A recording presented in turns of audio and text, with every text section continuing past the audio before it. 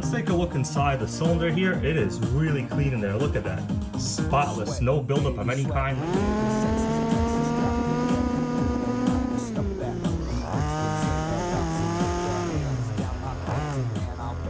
What's up guys, welcome back. This is going to be another update video on my Rovan 30cc gas buggy. I gotta say, I've fallen in love with this. I have a lot of really cool high-end nitro and brushless RCs. As you could tell them, I am surrounding myself with them right here. But you know what, I think from now on, I'm probably going to choose this gas Rovan pretty much every single time I'm going to go anywhere to RC. It is just so convenient to start. It's so convenient to drive, other than obviously it's, huge. But that is part of the fun factor. So if you checked out my last 2-minute video, I put up of a couple of clips of this thing driving at night. There was a couple of clips of this thing destroying my WPLB1 right over here. You know what? This is the results of what happens when you drive a 5th scale gas RC over a $30 Chinese RC. This is what happens. Am I sad about it? No, I always hated this particular one, but hey, it's still a cool truck for what it was. The electronics are still functional. I might repair it back up and I might drive over it just another time. So if you want to see me do that, make sure you tell me that in the comments below, because I'm going to have to spend some money repairing this. There's a lot of damage right here. This thing is pretty much in pieces. We're also going to be talking about some of the after-on maintenance that I have been doing in this RC. I'm going to show you guys the actual spark plug later. I'm going to take a look inside the cylinder. We're going to see if there's any kind of oil residue, any carbon buildup. We're going to check out the condition of the spark plug. Some of you have been asking me what kind of tune I run. It's actually still running the same exact tune that I was using for break-in, which is about a quarter to a half a turn richer than factory needle settings. So yeah, there is a good amount of smoke coming out the back here, but this thing is running pretty rich right now, and I don't mind that. Yeah, it might not be getting the optimal speed, but I mean, this thing is pretty quick for me. It did a wheelie, and I gotta say the throttle was not even all the way. I never pegged the throttle all the way a single time. So at about 50% throttle, when you're pretty much on the good power band right there and you have some good traction, these wheels, these pin style wheels, hook up like, oh my god guys, they hook up really well. I'm not really one of those sand driving type of guys. I mean, I probably will eventually, but right now I just want to enjoy this thing while it's still good looking. I don't want to have to clean it all the time.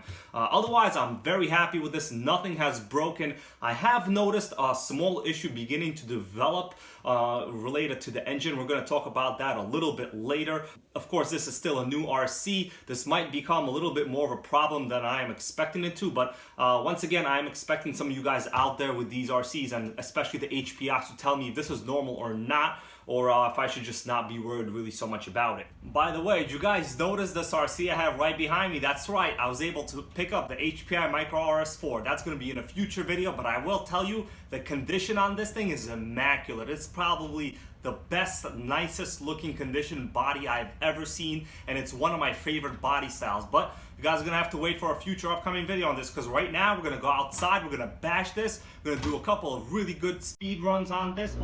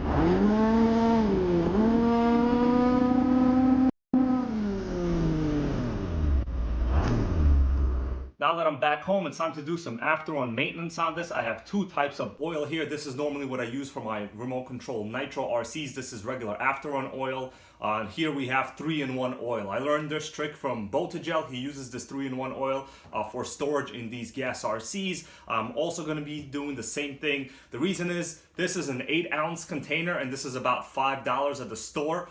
This is about $7 and this is 2 ounces. So this is really expensive. I mean, to have to use this on this RC car is really not cheap. I really recommend you using the 3-in-1. We're going to check out the spark plug to see if it has a lot of oil residue or any carbon residue. You know, I have been running this engine a little bit rich, so we're going to check that out. I also noticed a weird issue, as I referred to previously in the beginning of this video. You can literally see the oil seeping through the exhaust gasket here on top. It is not actually the exhaust gasket that I think is causing it. I think it is where the 4 bolts securing the top of the head and the engine are. But it's kind of not really a nice thing to see. This is a new engine, so I'm actually kind of surprised. To remove the spark plug, the first thing you want to do is remove the top of this roll cage. And since people say millennials are lazy, I'm going to use the included Rovan tools instead of this drill. This top piece just comes out, and now our spark plug is exposed right here. All you got to do is remove the ignition coil. There you go, it just comes off. It's basically a little loop on the inside that, you know, touches the plug, and there's contact. I'm going to take our included Rovan tool right here. This is the spark plug removal tool. I'm going to use this end, the larger one. I'm going to stick it right on the spark plug. I'm going to twist, and it'll come out. There we go. Now you could basically just remove it with your hands. Here is the plug. It looks to be in fairly good condition. I can't tell anything wrong with it. Let's look at the spark plug. This is a nice looking spark plug, an NGK. So this is a brand name plug right here. It says made in Japan here on the front. That is nice. No wonder I put my Toyota logo on the front, right? Kind of kept it safe. In terms of the actual plug itself, it looks really good. There's really nothing wrong with it. You can tell that there is a good amount of oil here on the top, but that's fine. You know, I am running this engine a little bit rich, so I will be reducing some of the oil content in there, and I will be going with 28:1. I have been running a 25:1 ratio so far, so everything is good. Now let's put in some after-run oil or some of this 3-in-1 oil into the cylinder, and then we're going to set this piston to bottom dead center. Let's take a look inside the cylinder here. It is really clean in there. Look at that. Spotless, no buildup of any kind. Let me cycle the pull starter here a little bit. Man, that thing looks nice in there. I could see a little bit of the oil inside. So you know what? This probably is a really nice, healthy engine right here. So if any of you guys see this on the eBay within the next couple of years, yeah, feel free to buy this. Look at that, nice. Okay, now I'm gonna add about 10 drops or so of this 3-in-1 oil into the top of the engine here. Yeah.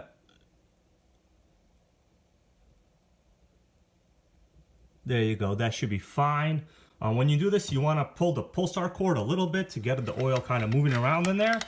That's what I'm doing right now. Don't go too fast because, you know, a lot of it is going to come out. You could tell I spilled some already, so I want to clean this up anyway.